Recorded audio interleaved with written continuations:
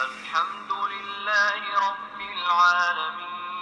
Jam ni memang lain dari yang lain. Siap boleh baca dan mainkan audio 30 juz Al-Quran terus dari pergelangan tangan korang je. Ini first time aku jumpa smartwatch yang ada features ni. Ini dia MS9 Max Smartwatch Quran Edition. Smartwatch yang memang direka khas untuk bantu kita kekal dekat dengan Al-Quran walaupun tengah sibuk. Dalam jam ni macam-macam ada. Tengok dari Al-Quran, tasbih, kiblat, hadis, waktu solat, kalender Islam, audio Quran, call, sport mode dan macam-macam lagi lah. Ini memang terbaik. Dari segi design memang nampak premium. Untuk body digunakan zinc alloy dengan tali silikon yang selesa. Dekat sebelah kiri dia ada speaker dan satu button untuk buka Al-Quran. Di sebelah kanan ada crown untuk tukar watch faces ataupun untuk pergi ke menu. Skrin dia gunakan 2.01 inci HD, bateri 400 mAh dan ini memang kalis AE IP68. Untuk animation dia memang sangat smooth. Korang tengok ni, mantap kan? Smartwatch ni memang sesuai kalau korang nak jadikan hadiah untuk ibu bapa, suami isteri ataupun untuk diri sendiri. Kalau korang nak jam yang boleh bantu kekal istiqamah dan bergaya sekali,